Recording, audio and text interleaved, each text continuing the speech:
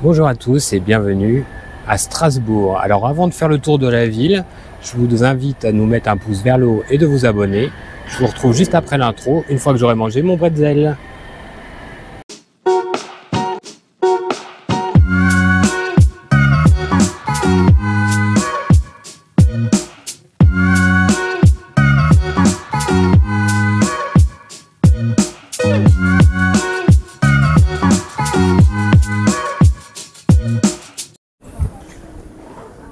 Alors, nous voilà à la fameuse cathédrale de Strasbourg. Donc, c'est pas facile pour la filmer parce que, vous voyez, il y a plein de rues étroites.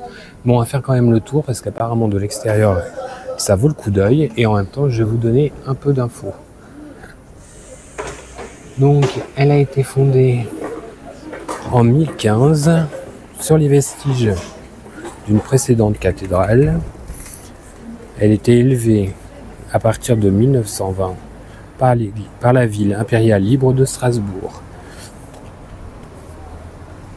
Alors comme vous pouvez voir, là on voit une rosace, des statues, on va s'approcher.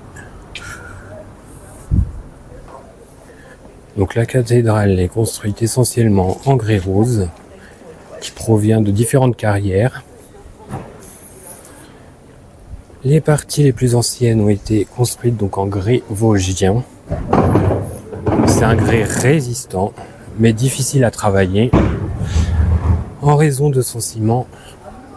Et c'est vrai que j'espère que vous voyez bien la couleur parce que c'est vraiment très très beau.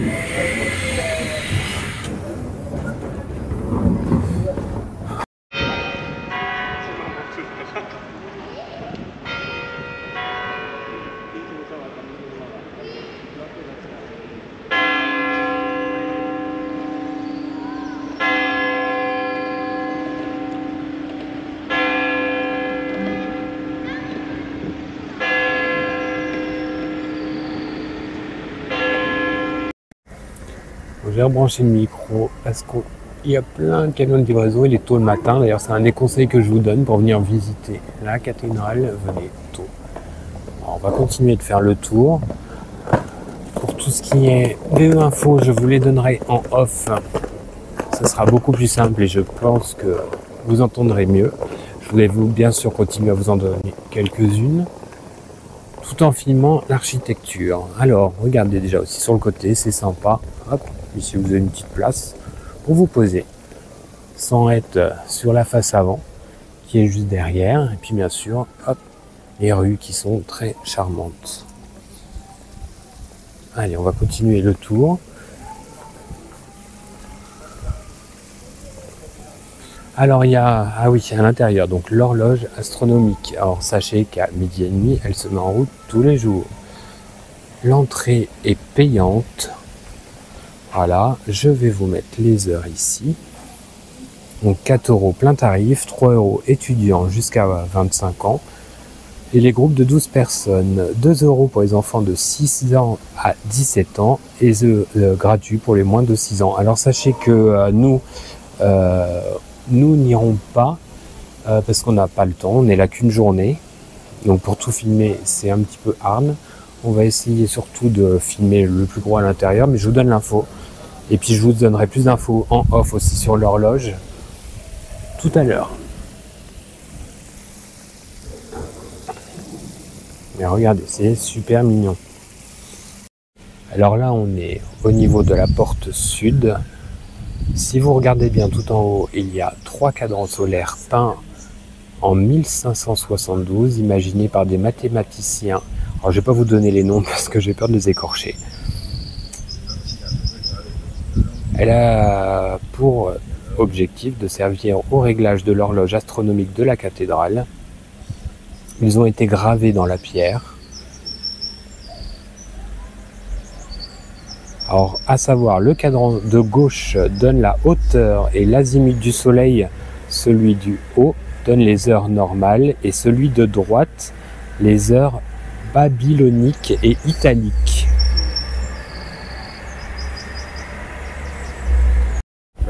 Donc là, c'est devant la cathédrale. Voilà. Ce bâtiment que vous voyez là, c'est un des plus vieux bâtiments, c'est un restaurant très très connu où vous pouvez manger une bonne choucroute aux 3 poissons. Voilà. Et cette façade est magnifique et impressionnante. Pour les détails, c'est vraiment pas évident de vous filmer, hein. Je vous le dis.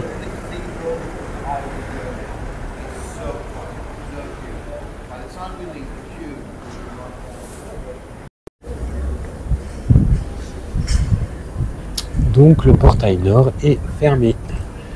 Mais bon, c'est pas grave, on peut voir déjà ici l'arrière avec des petites gargouilles. Alors sachez que si vous le souhaitez, vous pouvez monter sur la terrasse. Comme je vous l'ai dit, nous on est là qu'une journée, on n'a pas le temps de tout faire. En tout cas, c'est vraiment une très belle cathédrale. C'est la deuxième la plus visitée de France. Regardez-moi ces couleurs. Bon, je suis désolé, comme je vous l'ai dit, c'est en travaux, donc il y a un peu des engins. Mais la couleur est superbe. La cathédrale est dédiée à la Vierge Marie. Elle fut construite entre le XIIIe et le XVe siècle, située à l'emplacement d'un ancien camp romain. Elle est de style roman, mais des éléments de style gothique ont été ajoutés au fil des années. Elle est classée au patrimoine mondial de l'UNESCO.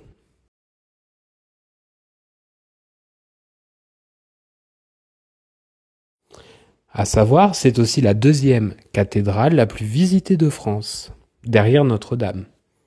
À savoir, la visite de la cathédrale en règle générale est gratuite, sauf pour l'animation à 12h30 de l'horloge astronomique et la terrasse pour voir la vue sur Strasbourg.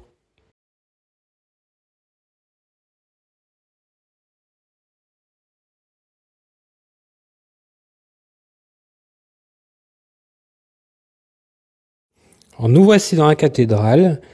Cette rosace est la rosace de Steinbach. C'est un des éléments incontournables de la cathédrale, célèbre pour sa composition unique d'épis de blé représentant la puissance commerciale de la ville.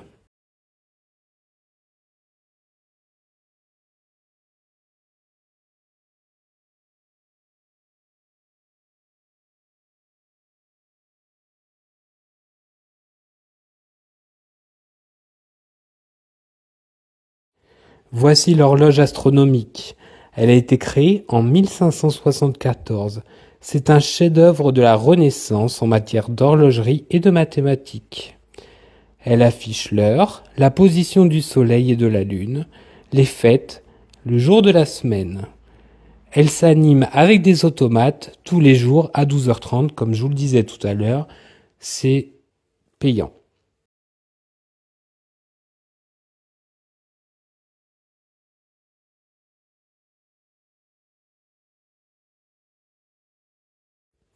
À voir aussi dans la cathédrale le pilier des anges qui mesure 18 mètres de haut et comporte 12 statues. C'est un autre élément de décoration de la cathédrale.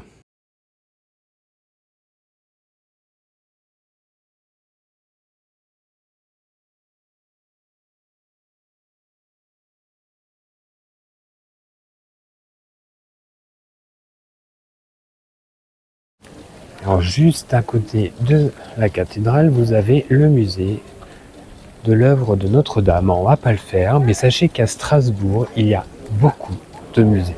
Franchement, je pense qu'on sera obligé de revenir pour en faire une partie, parce qu'il y a énormément de musées à voir et de lieux à voir. C'est impressionnant. Vous voyez, hop, la cathédrale est juste là.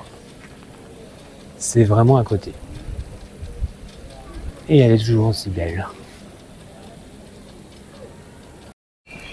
Alors là, comme vous pouvez le voir, on est en train de longer le palais Rouen. Je vais vous donner plus d'infos quand ça arrive en face. Et tout au bout, il y a la rivière de Lille. Mais regardez comment c'est sympa de se promener à Strasbourg. Les petites ruelles, les jolies maisons, les jolies rues.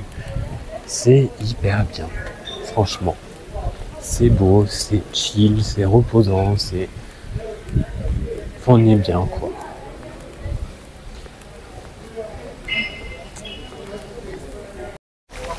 Donc là, nous sommes à côté du Palais Rouen, une petite place bien sympa.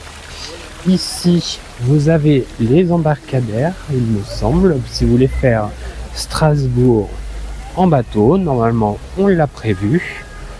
J'espère qu'on aura le temps, c'est surtout le temps, mais dans notre planning, on l'a écrit. Voilà, vous voyez, c'est les petites péniches là. Et avec toutes ces petites fleurs, c'est trop joli. Vous pouvez marcher le long des quais. C'est trop beau.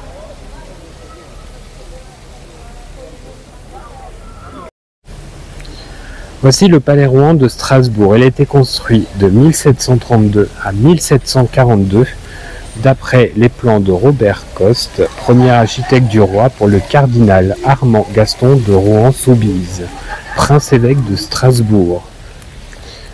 Alors ce bâtiment, sachez qu'il abrite 3 musées. Le musée des Beaux-Arts de la ville qui s'y est installé en 1889, suivi par le musée archéologique en 1913 et celui des arts décoratifs en 1924. Alors là, c'est pas l'entrée principale se trouve sur un côté, mais le bâtiment est plus joli de face. Nous n'allons pas visiter ces musées car nous n'avons pas le temps, mais sachez que si vous venez là, il y a bien 3 musées à visiter. Et il est près de Lille. Juste derrière, là ça vous fait une petite place avec des ponts, des fleurs, et hop, si vous allez ici, vous avez la rivière, les embarcadères à droite, et le cadre est tout simplement sympa. Voilà. Donc nous voici à la place de la République de Strasbourg. Nous allons aller ici au milieu, c'est le monument aux morts. Alors déjà, regardez, le jardin est très arboré, très fleuri. Il y a des arbres centenaires, d'ailleurs il y en a un juste là. Il est magnifique. Et vous avez des fleurs un peu partout. On va s'approcher du monument aux morts.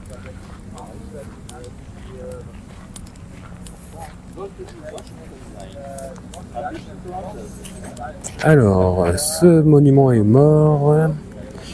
Je lis mes notes, désolé.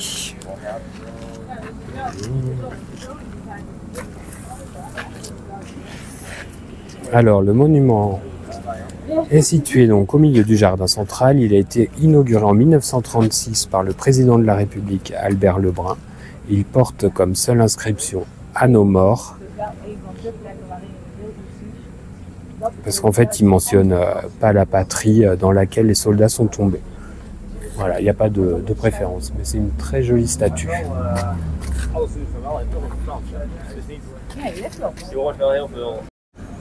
Donc on va à la Bibliothèque nationale et universitaire.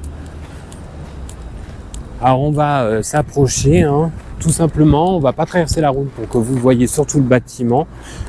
Parce qu'en fait, l'inconvénient c'est si on traverse, alors vous le verrez de trop de près, donc vous verrez mal le bâtiment. Du trottoir, par contre c'est de là qu'on va le filmer. Malheureusement, comme vous verrez, il y a des véhicules, les tramways, les petits trains, etc. Mais bon, au moins vous aurez un beau vue sur l'ensemble. C'est vraiment une belle place, hein, je vous le dis. Hein. C'est vraiment un petit lieu sympa et agréable à venir. Donc on va se mettre sur le bord pour que vous puissiez voir bien le bâtiment.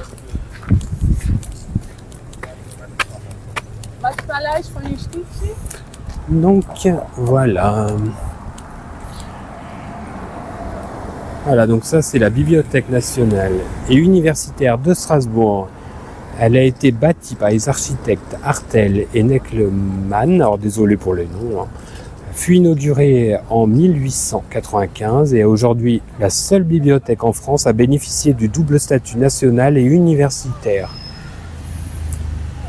Et juste à côté, vous avez le théâtre. Alors on va s'approcher encore un petit peu. Donc nous voici au théâtre national de Strasbourg. Il a été construit entre 1888 et 1899 par les architectes Auguste Hartel et Skjold Neukelman. Alors, je suis désolé encore pour le nom.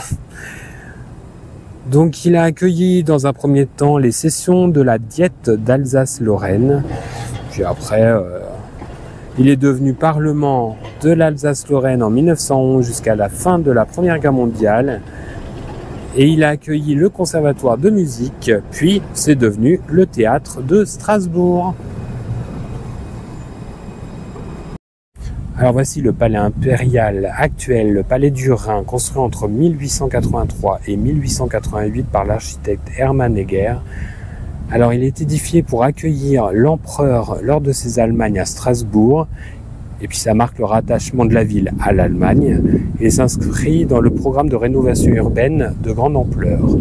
Il abrite depuis 1920 la Commission centrale pour la navigation du Rhin, d'où son nom actuel, plus ancienne organisation internationale du monde.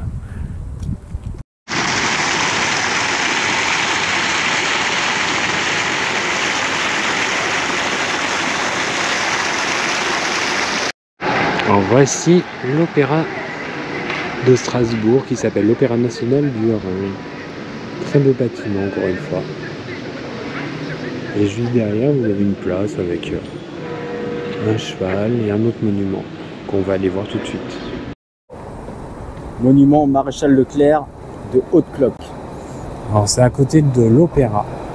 C'est un monument sur la guerre. Hop. Je vous le montre et sachez qu'il y a décrit « Jurez de ne déposer les armes que les jours où nos couleurs, nos belles couleurs flotteront sur la cathédrale de Strasbourg. Serment de Koufra de mars 1941. »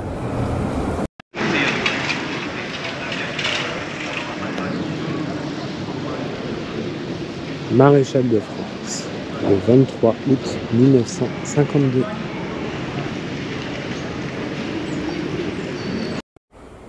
Alors nous voilà dans le quartier de la Petite France. Alors il y a pas mal de choses à voir. On va commencer tranquillement par le barrage Vauban que vous allez voir dans quelques instants. Alors c'est un bâtiment donc très connu à Strasbourg et il a été construit de 1681 à 1688 par l'ingénieur français Tarade sur les plans de Vauban, qui considère qu'à cet endroit de l'île, qui entre dans le centre historique, constitue un point faible des fortifications. Donc il l'a fait construire pour ça. Alors ce barrage de type porte d'eau fut utilisé lors du siège de Strasbourg en 1870, provoquant ainsi l'inondation des quartiers situés en amont.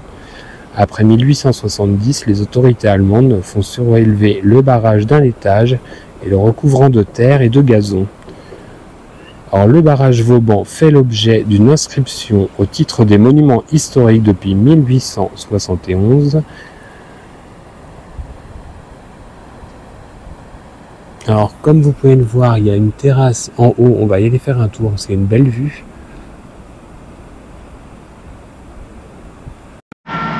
Ici, vous pouvez voir les bateaux qui naviguent sur la rivière Lille. En fait, c'est plutôt pas mal parce que du coup, on peut faire. Il y a plusieurs parcours. Et ça fait vraiment le tour, vraiment du centre historique. Voici les ponts couverts avec ses 3 hautes tours de garde. C'est un vestige moyenâgeux. Si vous allez sur ce pont, vous aurez une très belle vue sur la Petite France.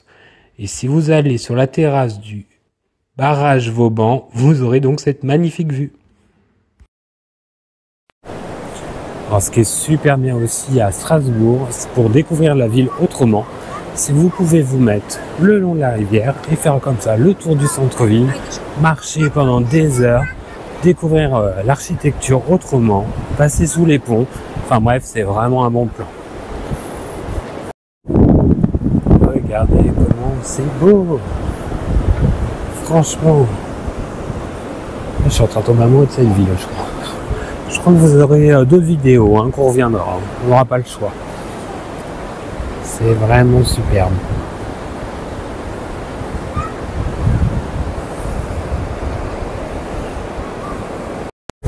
Alors un endroit que je vous conseille, c'est juste à côté de la place Zix dans la Petite France. Vous avez une petite vue panoramique, vraiment sur des maisons très belles. Vous voyez, on va faire un petit tour. Voilà, alors il y a quelques petits souvenirs, hein. Beaucoup de canals ici, comme à Paris, le pont des Amoureux. Hop, je vais vous montrer de l'autre côté, vous allez voir, c'est super beau.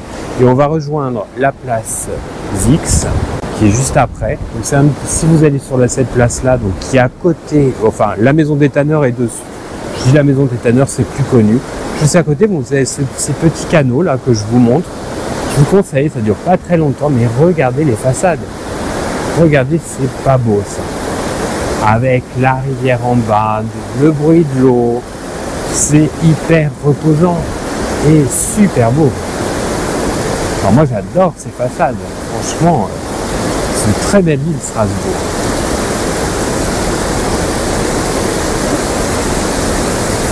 Vraiment très belle. Je vous conseille de venir ici. C'est juste à côté de la place Benjamin Zix, à côté de la maison des tanneurs. Donc on continue notre petit tour dans la Petite France. Alors je vais vous montrer à quel point c'est charmant. Mais très charmant. Vous voyez là en haut, hop, tout en haut au niveau du toit, ça s'appelle des, si je me trompe pas, ce sont des...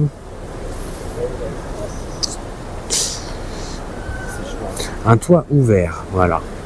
Regardez, ici c'est pareil, elles ont un toit ouvert, c'est parce qu'en fait à l'époque, ils faisaient sécher les pots ici. Parce que c'était très commerçant. C'est ici qu'il y avait ici qui faisait du cuir, de la farine, etc. C'était vraiment la rue des commerces. Maintenant c'est plutôt la rue touristique parce que ça c'est la rue du bain des plantes que je vous conseille de faire. On va y faire un petit tour tout à l'heure aussi, mais avant je veux continuer un petit peu des quais, vous montrer le charme. C'est hyper charmant.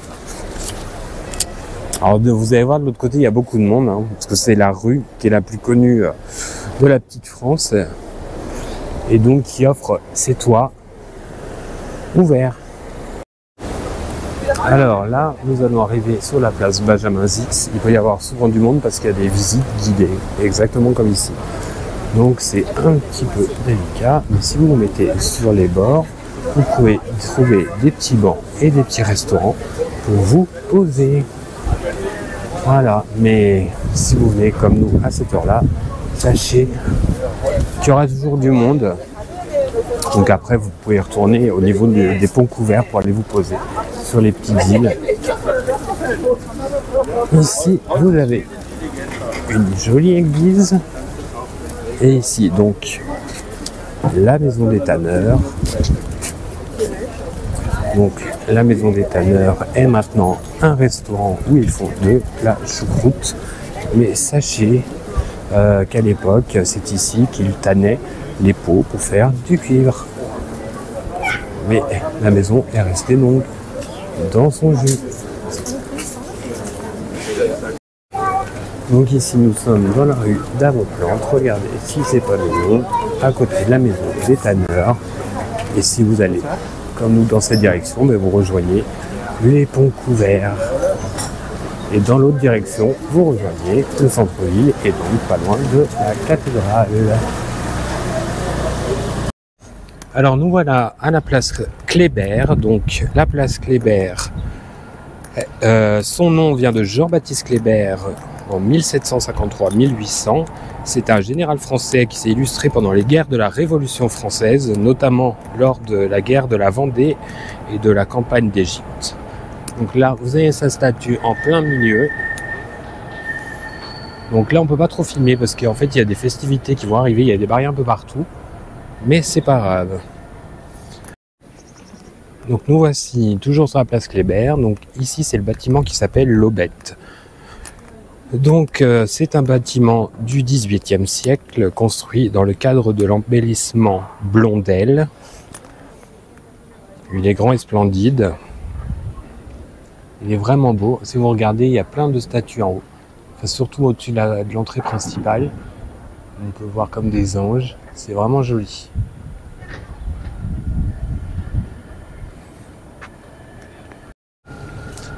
Alors sur cette place, c'est ici que vous trouverez le marché de Noël et surtout le grand sapin. C'est la place des festivités de Strasbourg. Bon là, comme vous voyez, il va y avoir une autre festivité, je ne sais pas ce que c'est. On est en été. Mais bon, c'est bon à savoir pour vous. N'oubliez pas de mettre un pouce vers le haut, de vous abonner pour voyager avec nous ou tout simplement vous inspirer pour vos futures destinations. Merci beaucoup.